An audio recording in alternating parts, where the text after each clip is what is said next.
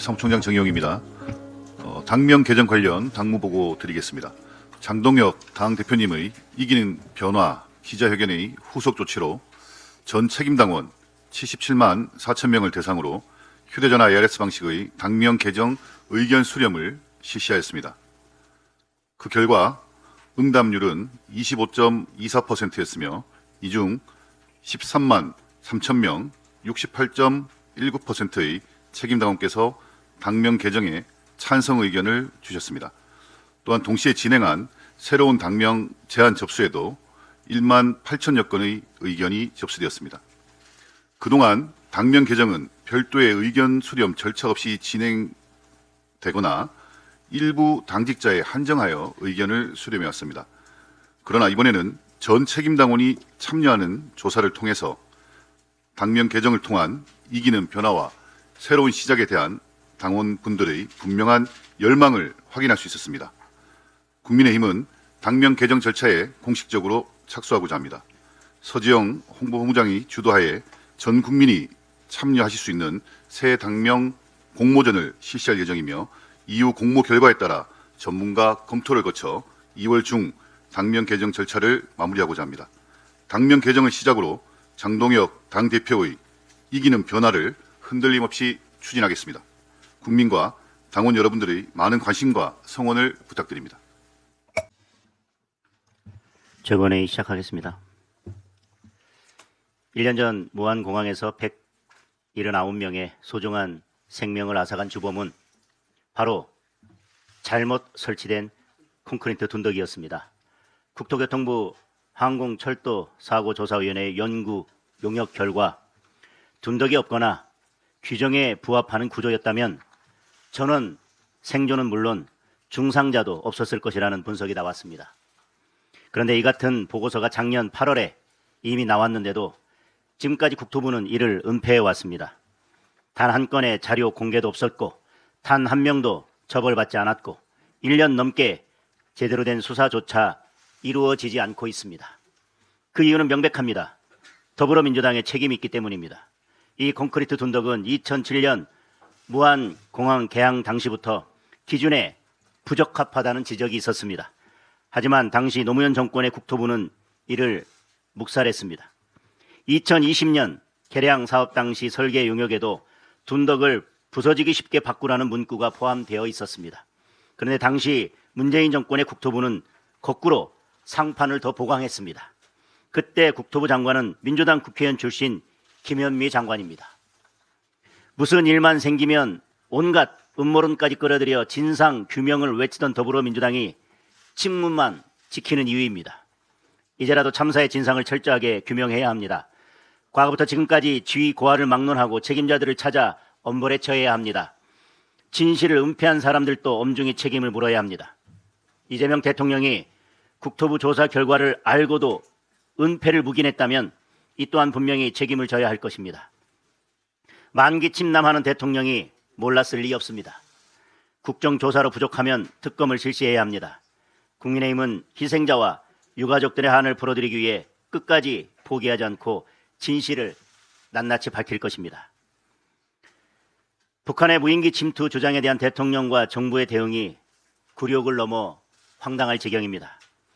우리 군이 하지 않았다는 읍소에 가까운 입장문을 이틀 사이에 무려 7번이나 내놓았습니다.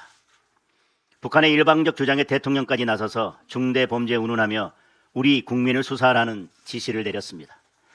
북한 김여정은 우리 국방부의 해명을 현명한 선택이라고 조롱하고 민간 소행이라도 책임에서 벗어날 수 없다고 으름장을 놓았습니다.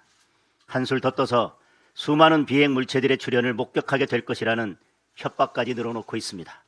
결국 이 정권의 굴욕적 대응이 북한의 오만과 위협을 불러온 것입니다. 북한은 지금껏 수없이 무인기를 보내고 오물풍선을 날리면서도 단 한 번도 시인하거나 사과하지 않았습니다. 우리도 가만히 있으면 될 일입니다. 우리 군이 한 일이 아니라면 더더욱 가만히 있으면 됩니다. 대통령이 잘하는 어쩌라고의 한마디면 끝날 일입니다. 그런데 이 정권은 우리 국민의 불안보다 김정은과 북한 정권을 더 걱정하고 있습니다. 대통령과 정부의 책무는 국토와 국민의 안전을 지키는 일이지 북한 김정은의 심기 경호가 아닙니다. 굴종으로는 결코 평화를 지켜낼 수 없습니다. 정신 차리고 북한의 공갈 협박에 당당히 맞서서 우리 국민을 지키기 바랍니다. 김경 서울시의원이 어젯밤 귀국해서 경찰에 출석했습니다. 경찰은 이제야 압수수색과 함께 강제 수사에 들어갔습니다. 늦어도 너무 늦었습니다. 이미 증거인멸과 말 맞추기가 끝나가고 있을 것입니다. 실제로 처음에는 서로 달랐던 김병기, 강선우, 김경의 말이 지금은 보좌관 한 사람에게 뒤집어 씌우는 쪽으로 모아졌습니다. 권력의 눈치만 살피는 경찰을 더 이상 믿을 수 없습니다. 살아있는 권력을 제대로 수사하기 위해 반드시 특검이 필요합니다. 저는 어제 야3당이 특검법 입법을 위해 힘을 모으자는 이준석 대표의 제안을 조건 없이 수용했습니다. 특검법 통과에는 조건이나 다른 명분이 필요 없습니다. 특검법 통과 그 자체가 명분입니다. 조국 대표도 동참해 주시기를 다시 한번 촉구합니다. 네, 최고위원 김민수입니다. 이재명 정부와 민주당이 지방주도 성장 대전환 5극 3특 국토 재편을 추진하고 있습니다. 놀랍게도 이재명 정부가 추진하는 지방주도 성장의 기준은 서울과의 거리입니다.